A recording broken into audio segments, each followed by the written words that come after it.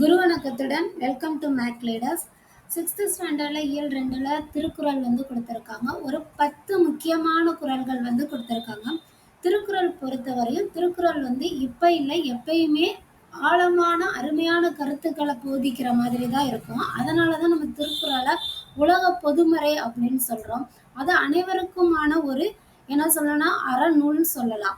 அந்த அறநூல் எல்லாத்துக்குமே எல்லா வித கருத்துக்களையும் எத்தனை நூற்றாண்டுகள் ஆனாலும் சரி, எவ்வளோ நாட்கள் ஆனாலும் சரி, எல்லாத்துக்குமே அது பொருந்துற வகையில இருக்கனாலதான் அதை பல நூறு என்ன செஞ்சிருக்காங்க, மொழிகள்ல கூட மொழிபெயர்த்திருக்காங்க. நம்ம திருக்குறளை பார்க்கறதுக்கு முன்னாடி திருவள்ளுவர் அவர்களை பத்தி பார்த்திடலாம். திருவள்ளுவர் அவர்கள் 2000 ஆண்டுகளுக்கு முற்பட்டவர். அவர் எல்லா காலத்துக்கும் பொருந்துற மாதிரி நெறிகளை அந்த திருக்குறள்ல வகுத்து சொல்லியிருக்காங்க. அதனாலதான் இப்ப இருக்க மிகப்பெரிய தலைவர்கள் கூட உங்களுக்கு பிடித்த புத்தகம் எது அப்படி சொன்னா பெரும்பாலானவர்கள் பரிந்துரைக்கிறது நம்மளோட திருக்குறள் தான். பெருமை மிக்க திருக்குறள் திருவள்ளுவர் அவர்கள் எழுதியிருக்காங்க. இப்ப இருக்க தலைவர்கள் கூட சொல்ற மாதிரி திருவள்ளுவரோட பல பெயர்கள் அவருக்கு இருக்கு. அதுல வான்புகழ் வள்ளுவர், தெய்வ புலவர், பொய்யில் புலவர் அப்படின்றது அவருக்குரிய மிக சிறப்பு மிக்க பெயர்கள்னு சொல்லலாம். அடுத்த திருக்குறள் 3 பால்களை உடையது. 3 பிரிவுகளை கூட சொல்லலாம். அறத்துப்பால், பொருட்பால், இன்பத்துப்பால் அப்படின்னு 3 பிரிவுகள் இருக்கு. அதுல 133 அதிகாரங்கள் இருக்கு. 1330 குறள் இருக்கு. நம்ம எல்லாருக்குமே தெரியும். திருக்குறள் 14 கீழ்கணக்கு நூல்கள்ல ஒன்று. திருக்குறள்ல இல்லாத கருத்துக்களே இல்லை. திருவள்ளுவர் அவர்கள் நமக்கு சொல்லாத சிறந்த விஷயங்களே அதுல என்ன சொல்லலாம், அவ்வளோ விஷயங்கள் இருக்கு. அவ்வளோ கருத்துக்கள் ஆழமானதா இருக்கும். அதனாலதான் இதை உலக பொதுமறை, வாயுரை வாழ்த்து அப்படின்னு சொல்றாங்க. ஆல்ரெடி சொன்ன மாதிரி 100க்கும் மேற்பட்ட மொழிகள்ல திருக்குறள் மொழிபெயர்க்கப்பட்டுள்ளது. அப்படிப்பட்ட குறள்ல இருந்து உங்களுக்கு ஒரு முக்கியமான 10 குறள்கள் கொடுத்திருக்காங்க. அது என்னன்னா நம்ம ஸ்டார்ட் பண்ணிடலாம். ஃபர்ஸ்ட் கடவுள் வாழ்த்து. கடவுள் வாழ்த்து ஏன்னா நம்ம ஒரு செயலை செய்ய ஸ்டார்ட் பண்ணும்போது கடவுளை வணங்கிதான் நம்ம ஸ்டார்ட் பண்ணுவோம் இல்லையா, தொடங்குவோம். அதே போல வள்ளுவர் அவர்களுமே கடவுள் வாழ்த்து அதிகாரத்தை தொடங்கி அதுக்கடுத்து வானம் மழை தானே நமக்கு இம்பார்ட்டண்டா இருக்குல்ல, மிகப்பெரிய சோர்ஸ். சோ அத வான் சிறப்புன்ற அதிகாரத்தை சொல்லி அடுத்து பெரியவங்கள், நீத்தார் பெருமைன்றது பெரியவங்களை சொல்றது, அததான் நீத்தார் சொல்லுவாங்க, பெரியவர்கள். அவங்கள வணங்கி அதுக்கடுத்து நம்மளோட அன்புடைமையில முடிக்கிறாங்க. அன்பு மிக முக்கியமான வாழ்க்கையில ஒன்று. சரி, நம்ம ஸ்டார்ட் பண்ணலாம். ஃபர்ஸ்ட் நம்ம கடவுள் வாழ்த்துல இருந்து சொல்லலாம். கடவுள் வாழ்த்துல அகர முதல எழுத்தெல்லாம் ஆதி பகவன் முதற்றே உலகு. இதுக்கு எழுத்துக்களுக்கு தொடக்கமே அகரம். அதே போல இந்த உலகுக்கு முதல் தொடக்கம் யாருன்னா இறைவன் அப்படின்னு வள்ளுவர் அவர்கள் என்ன சொல்றாங்க. எழுத்துக்களுக்கு முதல் என்னது அகரம். அதே போல இந்த உலகத்துக்கு தொடக்கம் யாரு அப்படின்னு சொன்னோம்னா இறைவன் அப்படின்னு சொல்றாங்க. செகண்ட், விண்ணின்று பொய்ப்பின் விரிநீர் வியனுலகத்து உள்ளின்று உடற்றும் பசி. அதாவது உரிய காலத்துல மழை பெய்யாது போனால் என்ன ஆகும், உலகத்தில் உள்ள உயிர்கள் எல்லாமே பசியால துன்பப்படும். அது 100க்கு 100 உண்மைதானே. நமக்கு விவசாயிகள்லாம் நிலத்துல அந்த விதைகள்லாம் போட்டு வச்ச அறுவடை அந்த அதுக்காக பயிர் மழைக்காக காத்துக்கிட்டு இருப்பாங்க இல்லையா, அப்ப மழையை ரொம்ப எதிர்நோக்கி காத்துக்கிட்டு இருப்பாங்க அந்த சீசன்ல. ஆனா அப்ப மழை பொய்யாது போனால் அது என்ன ஆகும், உணவு தட்டுப்பாடு வரும். உலகத்தில் உள்ள எல்லாருமே என்ன செய்வோம், பசியால துன்பப்படுவோம். அததான் சொல்லியிருக்காங்க, மழை உரிய காலத்தில் பொய்யாது போனால் உலகத்து உயிர்களை எல்லாம் பசி துன்பப்படுத்தும். அடுத்து, கெடுப்பதுவும் கெட்டார்க்கு சார்வாய் மற்ற ஆங்கே எடுப்பதுவும் எல்லாம் மழை. கெடுப்பதுவுக்கு அர்த்தம் ஒண்ணுதான், கெடுக்கிறது. மழை பெய்யாமலும் கெடுக்குது, மழை பெஞ்சும் நம்மளை காப்பாத்துது. அதாவது இத நல்லா கவனிங்க, மழை பெய்யாம கெடுக்குது, அதே மழை பெஞ்சு நம்மளை காப்பாத்துது இல்லையா. அததான் கெடுப்பதுவும் கெட்டாருக்கு சார்வாய் மற்ற ஆங்கே எடுப்பதுவும் எல்லாம் மழை அப்படின்னு சொல்றாங்க. உரிய காலத்தில் மழை பெய்யாது கெடுக்குது, அப்புறமே நமக்கு தேவைப்படும் போது மழை மழை பெய்து நம்மளை காப்பாத்துது இல்லையா, அததான் சொல்லியிருக்காங்க. அடுத்து நீத்தார் பெருமை. நீத்தார்ன்றது பெரியவர்கள். பெரியவர்கள் வந்து எப்படி பெரியவங்க அப்படின்னு நம்ம சொல்றோம்னா, செயற்கரிய செய்வார் பெரிய, சிறியர் செயற்கரிய செய்கலாதார். அப்படின்னா நம்மளால முடியாத செயலெல்லாம் செய்து காட்டுறவங்க தான் பெரியவர், பெரியோர். நம் முடியாதுன்னு சொல்றவங்க எல்லாருமே சிறியோர் அப்படின்னு சொல்றாங்க. நம்மளால கோபத்தை கட்டுப்படுத்த முடியுமாப்பா? கட்டுப்படுத்த முடியாது. அக ஒழுக்கம்னு இருக்கு இல்லையா? கோபம், பொறாமைப்படுதல், இந்த மாதிரிலாம் செயல்கள் வந்து நம்மளாலலாம் உடனே கண்ட்ரோல் பண்ண முடியும்னா கண்ட்ரோல் பண்ண முடியாது. ஆனா அதே இது முனிவர்கள், சித்தர்கள், ஒழுக்கம் நிறைந்த மனிதர்கள் பார்த்தோம்னா அவங்க வந்து சின்ன விஷயங்களா இருக்கட்டும், பெரிய விஷயங்களா இருக்கட்டும், எல்லாத்தையுமே நடுநிலையோட ட்ரீட் பண்ணுவாங்க. அப்படியா, ஓகே, உடனே என்ன சொல்ல மாட்டாங்க, உடனே ஆன்சர் பண்ணி நம்மளை வந்து நமக்கு ஒரு விஷயம் கோவம் வருதுன்னா அதே பெரியவர்கள் வந்து அதை எப்படின்னா அதை நேரம் எடுத்து அதுக்கான தீர்வை நோக்கி செயல்படுவாங்க, பொறுமையை கையாளுவாங்க. நமக்கு பொறுமைன்ற ஒரு விஷயம் இருக்குமா சொன்னா நமக்கு அதுக்கு உடனே இருக்காது இல்லையா? அவங்களதான் பெரியோர்னு இந்த இடத்துல வள்ளுவர் அவர்கள் சொல்றாங்க. அடுத்து மக்கட்பேறு.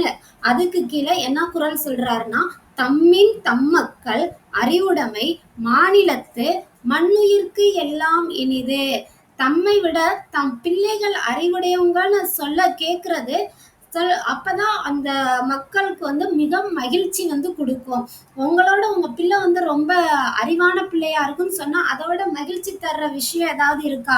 இல்ல இல்ல. இப்ப ஆசிரியர்கள் இருக்காங்க, நிறைய பேர் சொல்லுவாங்க, இந்த ஆசிரியர்கள் போய் மாணவர்கள் வந்து ஆசிரியர்கள் அவங்கள்ட்ட இருந்து லேர்ன் பண்ணிட்டு அவங்களோட மிகப்பெரிய ஒரு உயர்ந்த நிலையில அடையும் போது அந்த ஆசிரியர்களுக்கு மற்றற்ற மகிழ்ச்சி கிடைக்கும்.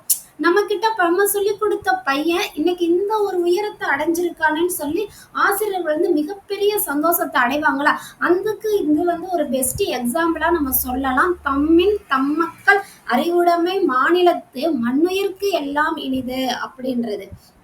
அடுத்த 6வது குறள், ஈன்ற பொழுதின் பெரிதுவக்கும் தன் மகனை சான்றோன் என கேட்ட தாய். இதுல வந்து தாம் பிள்ளைய ஒரு அம்மா வந்து ஒரு குழந்தைய ஈன்றெடுக்கும் போது எல்லா அம்மாவுக்குமே குழந்தை பிறக்குன்றது ஒரு ஹாப்பியஸ்ட் மூமெண்ட். ஆனா அதோட மிகப்பெரிய மகிழ்ச்சி என்னன்னா, உங்க அந்த பிள்ளைய வந்து புகழும் போது ஒரு சந்தோஷம் கிடைக்கும் இல்லையா? அதுதான் மிகப்பெரிய மகிழ்ச்சி. பிள்ளையை ஈன்றெடுக்கிறதோட மிகப்பெரிய மகிழ்ச்சி தன்னோட மகனை வந்து மற்றவங்க எல்லாரும் என்ன சொல்லணும், மிக சிறந்தவன், நல்ல பிள்ளை அப்படி சொல்றது வந்து அந்த தாய்க்கு வந்து மிகப்பெரிய மகிழ்ச்சிய கொடுக்குது அப்படி சொல்றாங்க. அடுத்த அன்புடைமை. அன்புன்ற அதிகாரத்துல கீழே அன்புடைமையில என்ன சொல்றாங்கன்னா, அன்பிலார் எல்லாம் தமக்குரியர் அன்புடையார் என்பும் உரியர் பிறர்க்கு. அப்படின்னா அன்பு இல்லாதவங்க எல்லா பொருளுமே எனக்கு வேணும் எனக்கு வேணும்னு சொல்லுவாங்க. அன்பு இல்லாதவருக்கு எல்லா பொருளும் என்னோடது அப்படின்னு சொல்லுவாங்க. அதே இது அன்பு உடைய மக்கள் என்ன பண்ணுவாங்கன்னா, தான் உடம்பு கூட பிறர்க்கே அப்படின்ற அளவுக்கு எல்லாத்தையும் கொடுத்து பழகியவர்கள் தான், அவங்க கிட்டதான் அன்பு வந்து நிறைந்திருக்கும். அதான் வள்ளுவர் இங்க சொல்லியிருக்காங்க. அடுத்து அன்பின் வலியது உயர்நிலை அஃதிலாருக்கு என்புதோல் போர்த்த உடம்பு. அன்பின் வலியது உயர்நிலை அஃதிலாருக்கு என்புதோல் போர்த்த உடம்பு. அன்பு இருந்தா மட்டும்தான் ஒரு உடல் வந்து உயிருள்ள உடலுக்கு சமமா இருக்கும். அன்பு இல்லாதவங்க வந்து எலும்பு தோலுமான ஒரு சதை இருக்க மாதிரி மட்டும்தான் அவங்க. அது வந்து ஒரு உயிருள்ள உடல் கிடையாது. யாரு? அன்பு இல்லாதவங்க. அன்பு இருக்கிறவங்க தான் ஒரு உயிருள்ள உடல் இருக்கிறதுக்கு சமம் அப்படின்னு சொல்றாங்க. அடுத்து இனியவை கூறல். இனியவை கூறல்ல பணிவுடையவன் இன்சொலன் ஆதல் ஒருவருக்கு அணியல்ல மற்ற பிற. பணிவும் இன்சொல்லுமே. பணிவு தெரியும்ல, பணிவா நடந்துக்கிறது, அதுவும் இன்சொல் இனிமையான சொல்லும் பேசுறது மட்டும்தான் நமக்கு மிக சிறந்த அணிகலன். அணிகலன்னா தெரியும்ல, ஆபரணங்கள் நம்ம போட்டிருக்கோம் இல்லையா? தோடு போடுவோம்ல, அணிகலன்கள் தெரியும்ல, வளையல் எல்லாமே, அதுதான் அணிகலன்கள், ஆபரணங்கள். அது கிடையாது அணிகலன்கள். ஒருத்தவங்க பணிவுடைமையா பணிவாகவும் இருக்கணும், இனிமையான சொற்களையும் பேசுறது இல்லையா? அதுதான் பணிவுடைமை. மற்றதெல்லாம் நகை கிடையாது அப்படின்னு வள்ளுவர் சொல்றாங்க. அடுத்து கடைசியா இனிய உளவாக இன்னாத கூறல் கனியிருப்ப காய்க்கவர்ந்தற்ற. இந்த குறள் நமக்கு ஆல்ரெடி நிறைய தடவை படிச்சிருப்பீங்க. ஒரு இனிய சொல் இருக்கும்போது இன்னா சொல், இனிமையற்ற சொல்ல பேசுறது வந்து கனி இருக்கும் பொழுது காயை போய் நம்ம சாப்பிட்றதுக்கு சமம் அப்படின்னு வந்து சொல்றாங்க. இனிய சொல் இருக்கும் பொழுது இன்னா சொல். இன்னா சொல்னு ஏன் சொல்றாங்கன்னா, நமக்கு தமிழுக்குரிய அழகே அதுதான். இப்ப நம்ம உயர்திணை அஃறிணை படிச்சிருப்போம். உயருக்கு ஆப்போசிட் வந்து தாழ்வு தானே. தாழ்வு திணைன்னு ஏன் சொல்லலைன்னா, அதை தான் நம்மளோட முன்னோர்கள் வந்து அழகா சொல்லுவாங்க. என்னன்னா, அதுக்கு வந்து நேர்மறையா சொல்லாம தமிழுக்கு வந்து கீழ்வான வார்த்தைகளை யூஸ் பண்ணாம மேலான வார்த்தைகளையே சொல்றாங்க. உயர்வு அல்லாத திணை அஃறிணை. அதே போல இனிய சொல்லுக்கு இனியவை இனிய சொல் இருக்கும்போது இன்னா சொல், இனியவை அல்லாத சொல் அப்படின்னு சொல்றாங்க. அழகா சொல்றாங்களா? இனியவை அல்லாத சொல் தான் இன்னா சொல். இன்னா சொல் பேசுவது கனி இருக்கும்போது காயை உண்பதுக்கு சமம் அப்படின்னு சொல்றாங்க. இதோட சரியான விடையை தேர்ந்தெடுத்து மக்களுக்கு மகிழ்ச்சி தருவது என்னது? அறிவுடைய மக்கள். மக்களுக்கு மகிழ்ச்சி தருவது என்னது? அறிவுடைய மக்கள். ஒருவருக்கு சிறந்த அணி எது? எது? இன்சொல். இனிமையான சொல் பேசுறதுதான் இன்சொல்.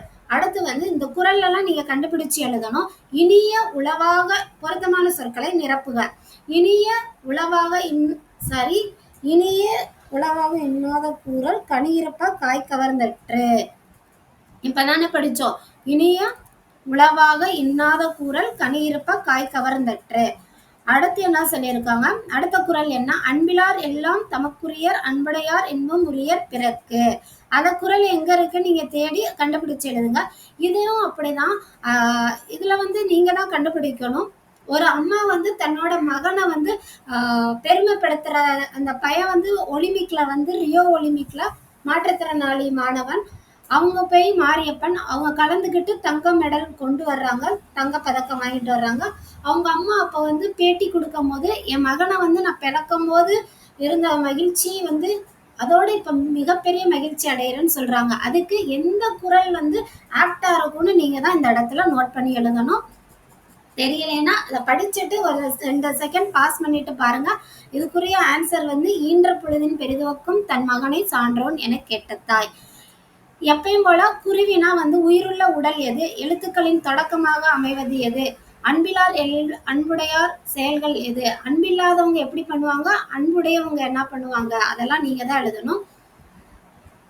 கண்டுபிடிச்சிருவீங்க தானே? நம்ம கிளாஸ் கவனிச்சா இது எல்லாமே ஈஸியா நீங்களே என்ன செஞ்சிடலாம்? ஆன்சர் பண்ணிடலாம். இதோட கிளாஸ் முடியுது.